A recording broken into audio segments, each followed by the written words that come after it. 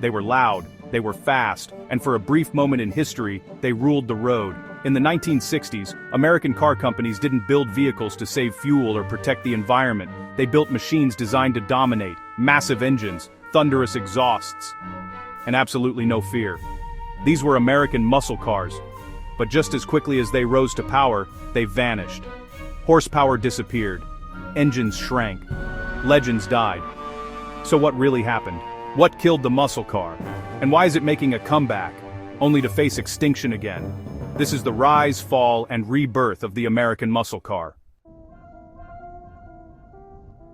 To understand muscle cars, you have to understand America in the early 1960s. The economy was booming, gasoline was cheap, highways were expanding across the country, young people had freedom, disposable income, and a desire to stand out. Cars weren't just transportation anymore, they were statements. At the time, performance vehicles were expensive and limited to racing or luxury brands. Most everyday cars were slow, heavy, and uninspiring. That was about to change.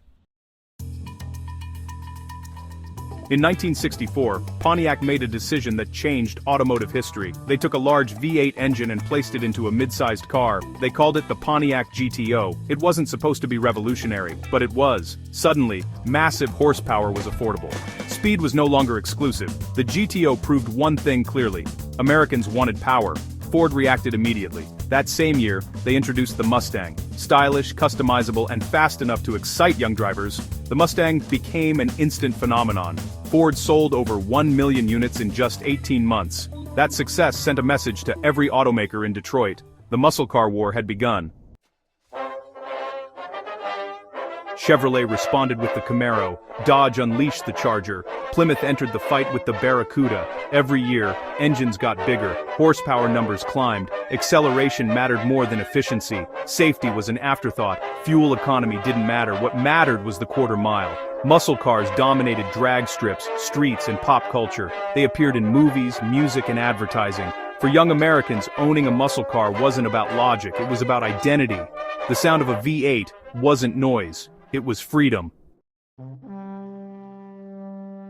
But there was a problem hiding beneath the surface. These cars were fast, and their drivers were young. Insurance companies quickly noticed a pattern. Accidents increased, claims skyrocketed. Giving 400 horsepower to teenagers turned out to be a terrible business decision. Insurance premiums exploded. Suddenly, owning a muscle car became financially impossible for many buyers. Sales began to slow. But the real disaster was still coming.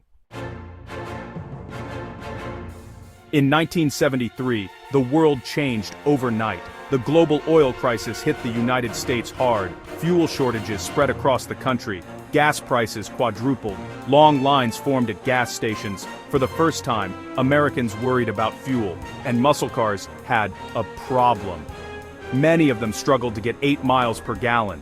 What was once cool now felt irresponsible. Public opinion shifted rapidly.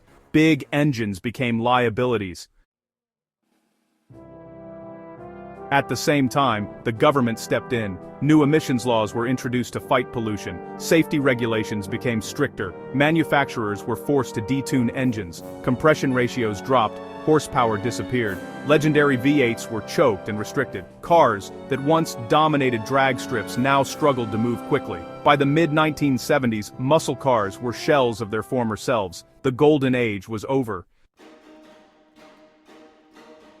For decades, muscle cars, they kind of faded into history. Automakers started shifting toward fuel efficiency and practicality, Foreign brands gained popularity, and muscle cars pretty much survived only in movies, collector garages, and memories.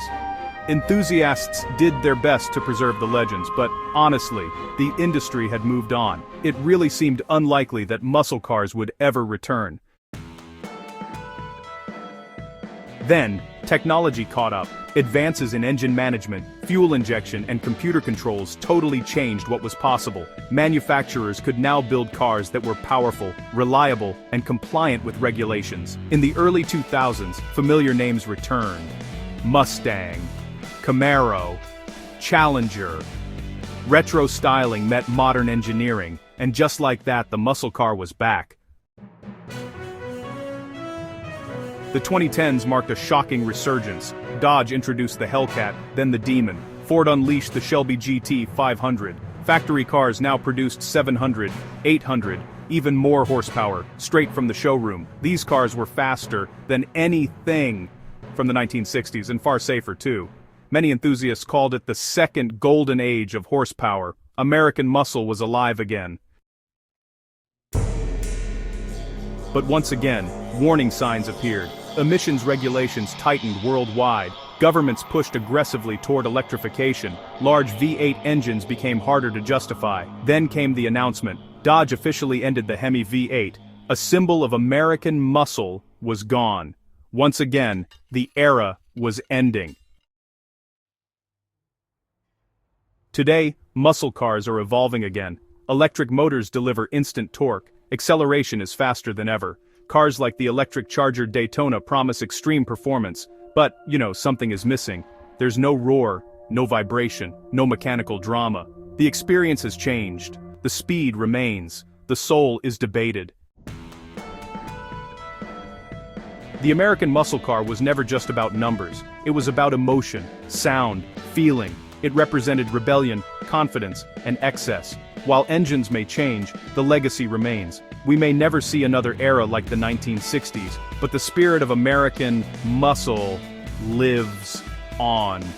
Different power, same attitude, and that is immortal. If you love car history, performance, and the future of automotive technology, subscribe for more.